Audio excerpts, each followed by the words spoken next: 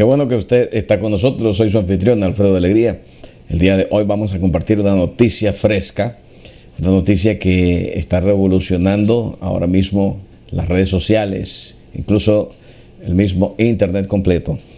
Y es la noticia de la muerte de Ariel Sharon. Pero antes de pasar a hablar acerca del ex primer ministro de Israel, quisiera hablar acerca de la raíz de la revolución que está siendo ocasionada en los medios cristianos en Internet. Y es acerca de la declaración o profecía que el rabino Kaduri dijo al momento de su muerte hace varios años atrás. Esta noticia fue prácticamente tomada de el Israel Today y dice: poco antes de su fallecimiento, estamos hablando del rabino Kaduri, uno de los más prominentes rabinos de Israel, escribió el nombre del Mesías en una pequeña nota, la cual pidió que se mantuviera sellada hasta después de su muerte. Cuando la nota fue abierta, reveló lo que muchos habían conocido por siglos: Yehoshua o Yeshua es el Mesías. El rabí Yitzhak Kaduri nació en Bagdad, Irak, en el año de 1898 y murió el 26 de Tebet, el año 5766, que es el 26 de enero del año 2006. En ese preciso momento, cuando esta noticia sale al aire, yo la capté, pero voy a seguir compartiendo lo que dice el Israel Today. Y dice: fue un rabino ortodoxo sefardí que practicó el judaísmo místico. El 9 de Heshvan del 5764, equivalente en nuestro calendario el 4 de noviembre del 2003, Kaduri habló con el Mesías y durante su encuentro el Mesías le reveló su nombre. Esa es la parte principal de la revelación de Kaduri. Ahora proseguimos con la noticia. Kaduri después dijo a sus talmidim que les daría el nombre del Mesías oculto en sus manuscritos. A pocos meses de que muriera uno de los más prominentes rabinos de la nación, Yitzhak Kaduri, supuestamente escribió el nombre del Mesías en una pequeña nota, lo cual requirió que se mantuviera cerrada hasta después de su muerte.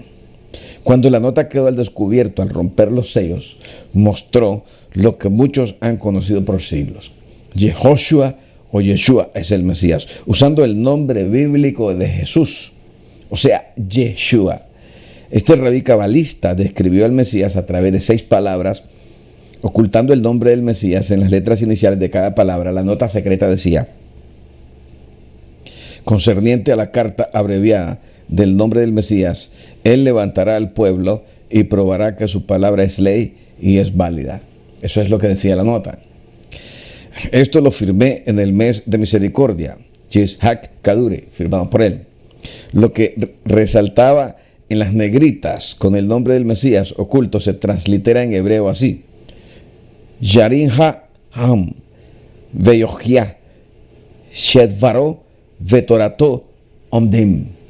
Esas fueron las palabras, y ahí en medio de esa frase escrita en hebreo estaba escrito oculto el nombre de Yeshua. Las iniciales deletrean el nombre hebreo de Yeshua o Yehoshua y son efectivamente el mismo nombre derivado de la raíz hebrea Yeshua, salvación, como queda documentada en Zacarías capítulo 11 en el verso, y en el capítulo 6, como queda documentada en Zacarías capítulo 6 y versículo 11, y en Esdras capítulo 3 en el versículo 2.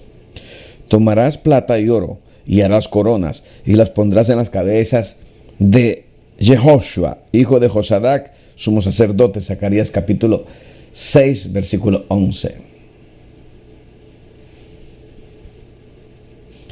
Entonces Yeshua, hijo de Josadac, con sus hermanos los sacerdotes, y Zorobabel, hijo de Salatiel, con sus hermanos, se levantaron y edificaron el altar del Dios de Israel para ofrecer holocaustos sobre él, como está escrito en la ley de Moisés, hombre de Dios. Esdras capítulo 3, versículo 2. No se entiende cuál fue la razón para que este prominente rabino deseaba que se esperara un año después de su muerte antes de revelar lo que había escrito. Cuando encontraron el nombre de Yehoshua en el mensaje de Kaduri, los judíos ultraortodoxos Nahalat Yitzhak Yeshiva en Jerusalén argumentaron que su maestro no había dejado la solución exacta para decodificar el nombre del Mesías. Los medios israelíes dieron poca cobertura a la revelación recibida. Solamente los sitios Web News First Class y Kaduri.net mencionaron la nota del Mesías, insistiendo que era auténtica. Los lectores judíos respondieron a los foros en las páginas web con sentimientos mezclados. ¿Es que Kaduri era cristiano?, se preguntaba la gente. Los cristianos deben estar celebrando y danzando, eran algunos de los comentarios de algunos judíos. Israel Today, que se edita en inglés, habló con dos de los seguidores de Kaduri, quienes admitieron que la nota era auténtica, pero también muy confusa para sus seguidores, y uno de ellos afirmó: no tenemos idea de cómo el rabí obtuvo el nombre del Mesías, mientras otros niegan la posibilidad que la nota sea auténtica. El hijo de Kaduri, Rabí David Kaduri, dijo que en el tiempo en que la nota fue escrita, en septiembre del año 2005, la condición física de su padre hacía imposible que la hubiera escrito. ¿Cómo retrataba Kaduri al Mesías? Pocos meses antes de morir, a los 108 años, Kaduri sorprendió a sus seguidores cuando les dijo que se había reunido con el Mesías. Kaduri dio un mensaje de Yom Kippur en su sinagoga, enseñando cómo reconocer al Mesías. También dijo que el Mesías aparecería a Israel después de la muerte de Ariel Sharon. El ex primer ministro, quien se encuentra en el estado de coma en el momento en que esta noticia fue dada, por un accidente de cerebrovascular masivo desde hace más de un año. O sea, tenía poco tiempo el primer ministro de haber entrado en estado de coma. Otros rabinos han predicho lo mismo, incluyendo al rabí Haim Cohen, al cabalista Nir Ben Artzi y la esposa del rabí Haim Neisvexi. El bisnieto de Kaduri, rabí Yosef Kaduri, dijo que su bisabuelo habló muchas veces durante sus últimos días acerca de la venida del Mesías y la redención a través del Mesías. El retrato espiritual de Kaduri que tenía del Mesías, reminiscencias de las narraciones del Nuevo Testamento, fueron publicados en sitios web Kaduri.net y en NFC. Es muy difícil para muchas personas buenas en la sociedad entender la persona del Mesías. El liderazgo de un Mesías de carne y sangre es difícil de aceptar para muchos en la nación. Como líder, el Mesías no ejercerá ninguna profesión, pero estará en medio de las personas y hará uso de los medios de comunicación. Su reino será puro y sin deseos personales o políticos. Durante su gobierno solamente reinará la rectitud y la verdad. Le hicieron una pregunta, y la pregunta es esta: ¿creerán todos en el Mesías inmediatamente? La respuesta fue no. Al comienzo algunos de nosotros creerán y otros no creerán. Será más fácil a los no religiosos seguir al Mesías más que al pueblo ortodoxo. La revelación del Mesías será cumplida en dos etapas. Primero, confirmar activamente su posición de Mesías sin saber él mismo que es el Mesías. Después se revelará a algunos judíos, no necesariamente a sabios de toda la nación, y después lo hará con toda la nación.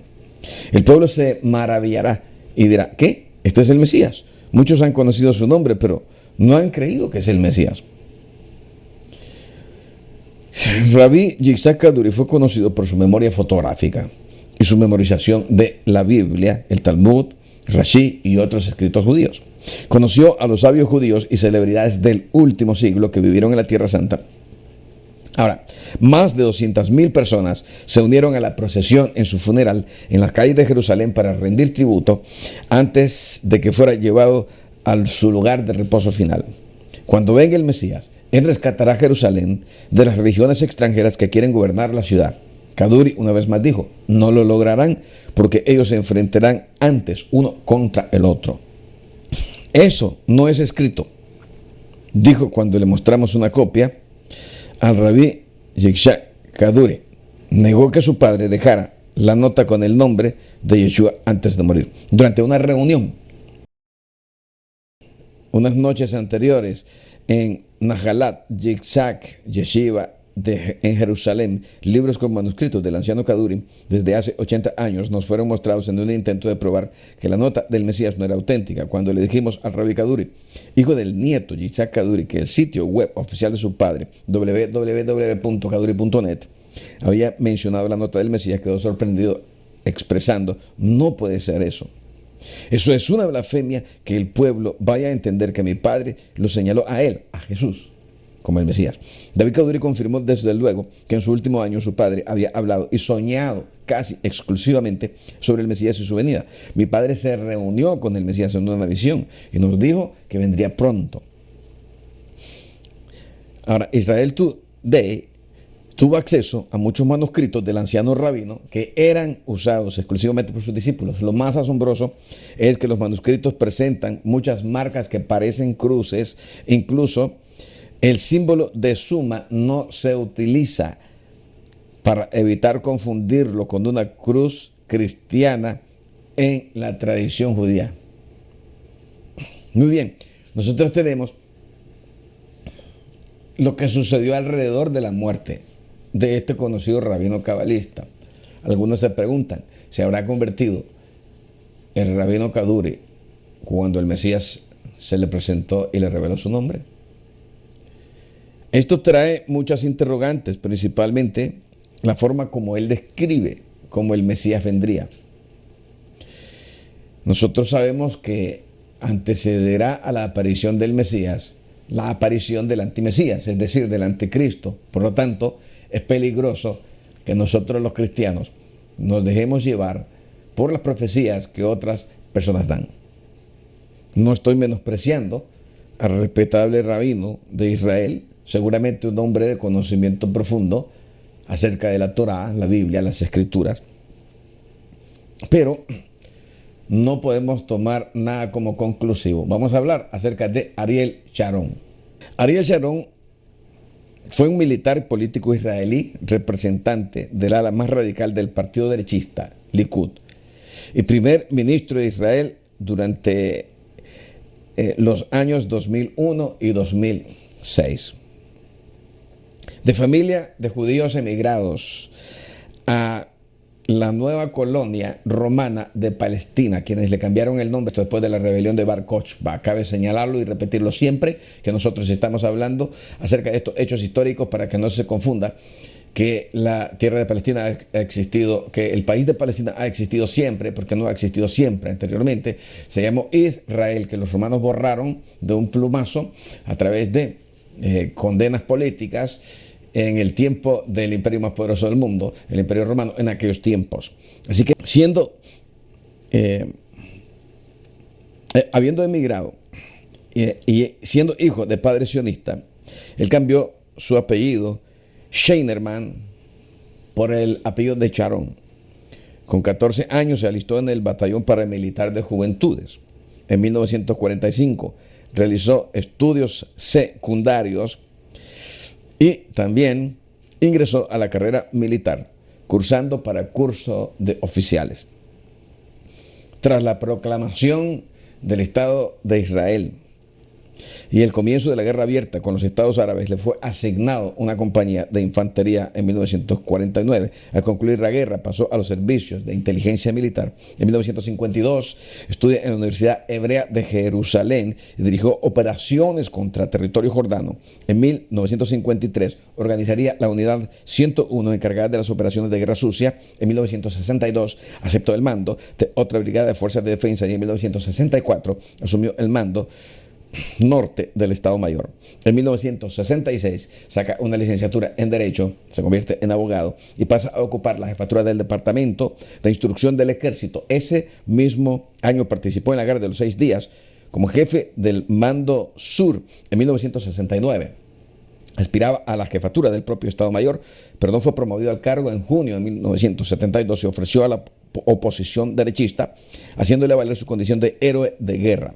Tras el sorpresivo ataque de Egipto y Siria, participó en una cuarta guerra y fue ascendido a general. Sus métodos brutales lo enfrentaron a la opinión pública, por lo que fue cesado en 1975. Con la victoria de Menachem Begin en 1977 se hizo cargo de la cartera de Agricultura y como ministro provocó las iras palestinas al arrasar poblados árabes para levantar asentamientos de judíos que venían entrando de otras naciones. Así sucesivamente.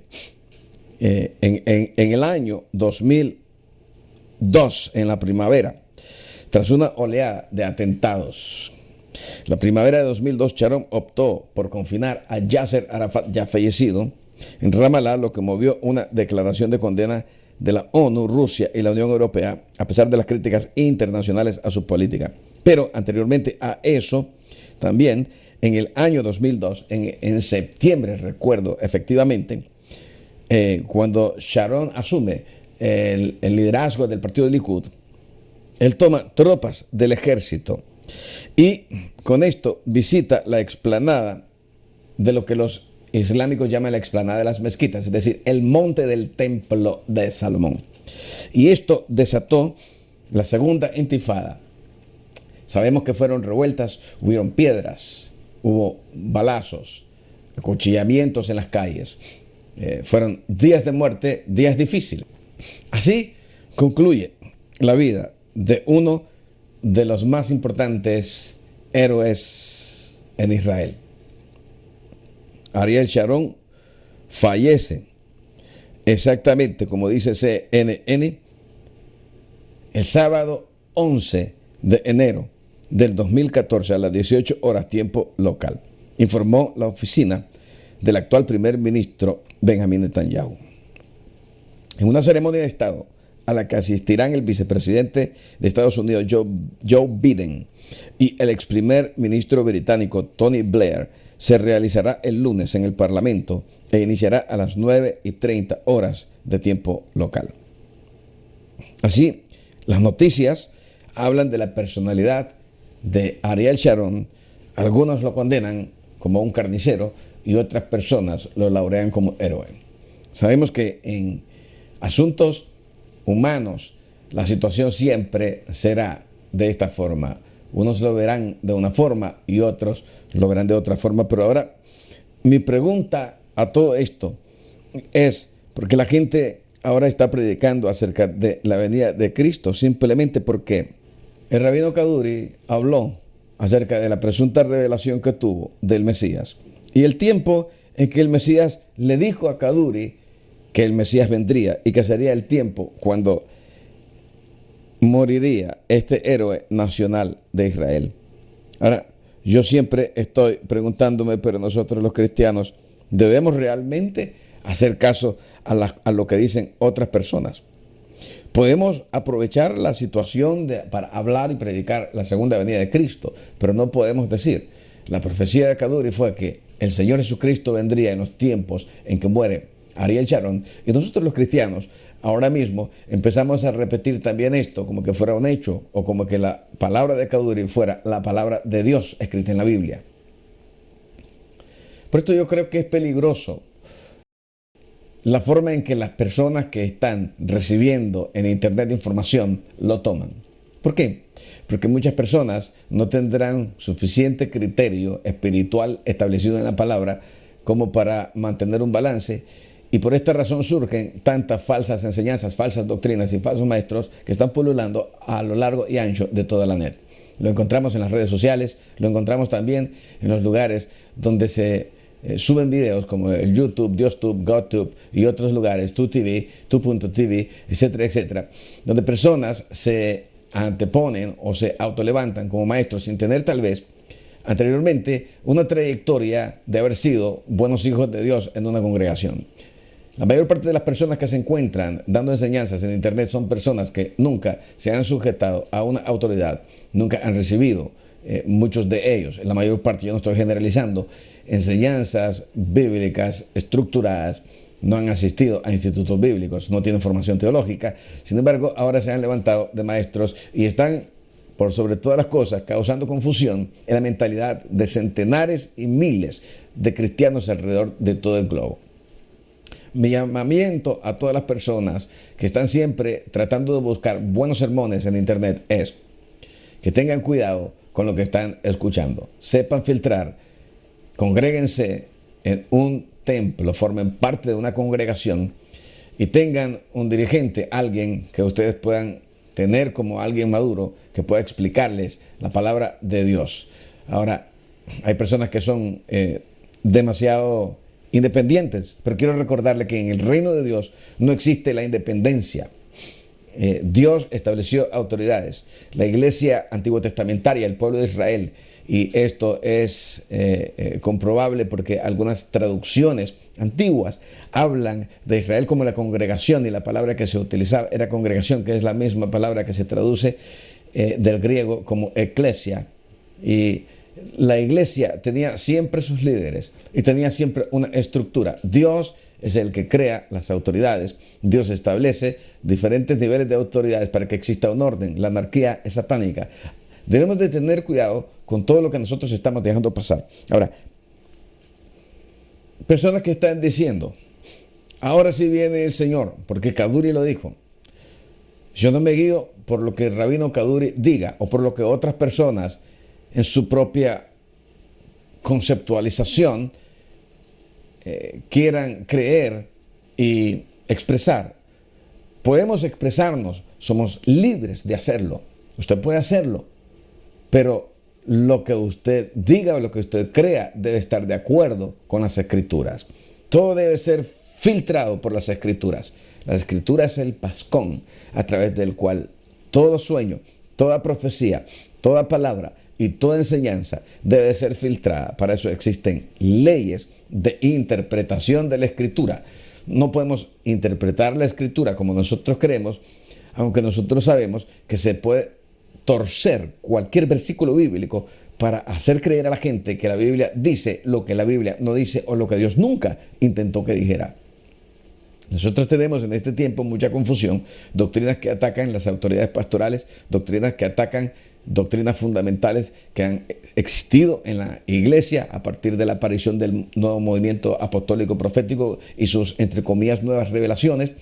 Muchas de las doctrinas básicas fundamentales que los cristianos las hemos practicado durante siglos, y no simplemente por tradición, sino porque son parte de las doctrinas básicas, fundamentales de la Biblia, doctrinas que han ayudado a mantener y sostener congregaciones, a levantar y mantener pastores, a sostener pastores con amor, doctrinas que hoy están siendo vituperadas, vilipendiadas y atacadas. Hoy nosotros también estamos corriendo el peligro de tomar profecías que no deben ser tomadas tan a pecho y seriamente como las declaraciones de hombres que, aunque sean prominentes, no podemos decir que son profecías confiables. El Señor Jesucristo fue claro en Mateo capítulo 24. Y Él nos da los puntos principales para poder discernir los tiempos antes de la segunda venida de Cristo. Dice la Biblia, y estando Él sentado en el monte de los olivos, los discípulos se acercaron aparte diciendo, dinos cuándo serán estas cosas y qué señal habrá de tu venida. Yo he escuchado en estos últimos días, entre los centenares de enseñanzas falsas de internet, a personas que se autolevantan como maestros diciendo que el Señor Jesús nunca habló de su segunda venida. Sin embargo, yo encuentro en Mateo, en el capítulo 24, que el concepto que los judíos tenían era que Jesús vendría por segunda vez. Ellos habían entendido perfectamente cuál había sido el mensaje mesiánico de Yeshua de Nazaret, y ahora ellos, sabiendo que el tiempo de la partida del Mesías estaba cercano, ellos preguntaban con preocupación, dinos por favor qué señal habrá de tu venida y del fin del siglo. Cuando la Biblia habla y dice del fin del siglo, no se refiere netamente al siglo como nosotros conocemos la palabra, una centuria, sino que está hablando al fin de todos los tiempos. La Biblia debe de ser discernida. Igualmente, en la parábola del trigo y la cizaña, dice también que al final del siglo, al final del siglo. Y cuando nosotros discernimos eso, entendemos que eso es en los tiempos del fin. Nosotros debemos de aprender a leer y entender la Escritura porque si no aprendemos a leer y entender la Escritura, podemos entender cualquier cosa. Ahora, Jesús le decía, mirad que nadie os engañe, porque vendrán muchos en mi nombre diciendo yo soy el Cristo, y a muchos se engañarán.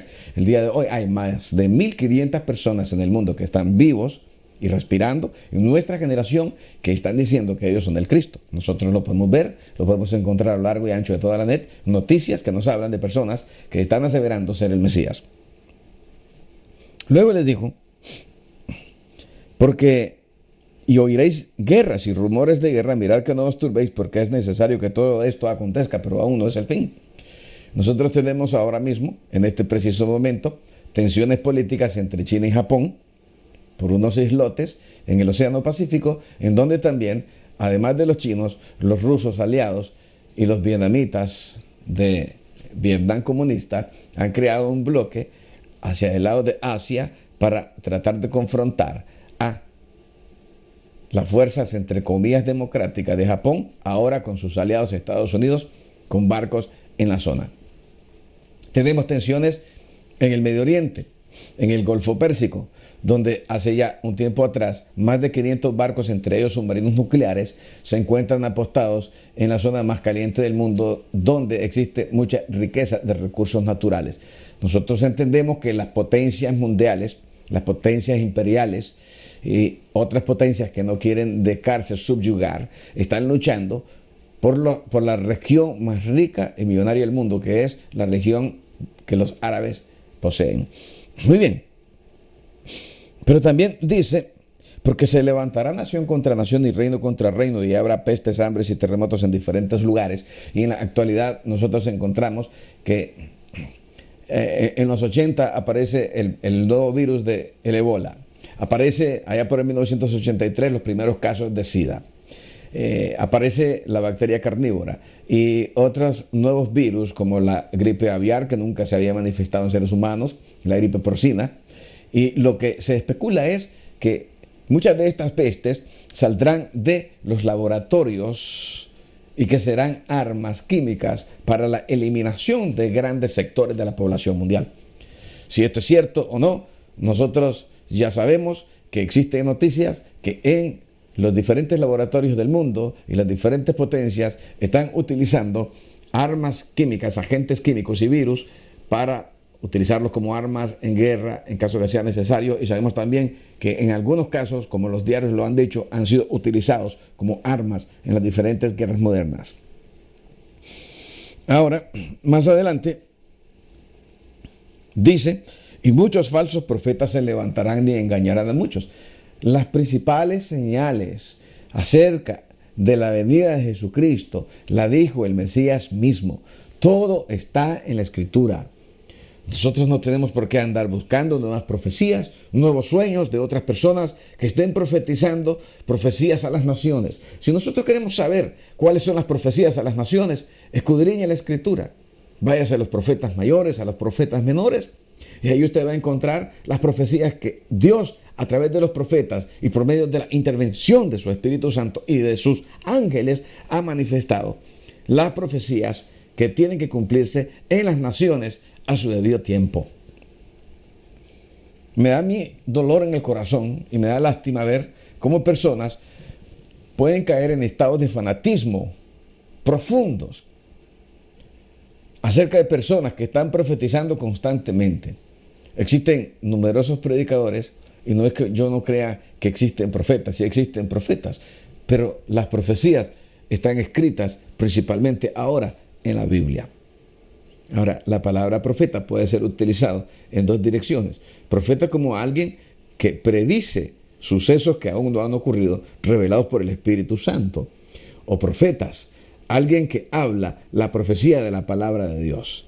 En otras palabras, los predicadores pueden ser considerados profetas, y las personas que también dicen que tienen revelaciones acerca de sucesos que todavía no se encuentran, que no han llegado a ser realidad, pero que Dios se los reveló y llegan a suceder. El problema es que la mayor parte de estas personas impactan a las iglesias, llegan a las congregaciones y los pastores y los miembros. Como saben que una persona, entre comillas, profeta, lo reciben porque lo utilizan como su pelotita de cristal para buscar la voluntad de Dios. Estas personas tienen una apertura bastante grande en las diferentes congregaciones y llegan y quizás lo que profetizan son profecías del corazón, son sentimientos positivos que se pueden manifestar hacia una persona por solidaridad cristiana, pero utilizando el nombre de así dice Jehová o así dice el Espíritu Santo o así dice el Señor. Nosotros debemos de tener cuidado con todas estas cosas. El asunto de la profecía es una cuestión muy delicada. Mi llamamiento nuevamente a la iglesia que me está viendo en este momento es a ser cautelosos ante todas las proclamas proféticas que puedan darse en los diferentes frentes, en los diferentes púlpitos o tarimas de expresión, incluyendo internet, de cualquier forma. Recuerden, Jesucristo va a venir. No va a venir porque Kaduri lo dijo, ni porque X profeta, que es aceptado por las masas o las multitudes, lo diga. Jesucristo va a venir porque la Escritura lo dijo primero. Estamos en tiempos finales, tiempos de esperanza, tiempos cuando el Señor Jesucristo regresará a la tierra, establecerá el reino del Padre y empezaremos una nueva época en donde todo lo malo, las injusticias sociales, el desbalance de las leyes desaparecerá y será establecido un reino de justicia y equidad que durará por toda la eternidad. Estuvo con ustedes su anfitrión Alfredo Alegría. Usted estuvo en la noticia profética del día. Buen día.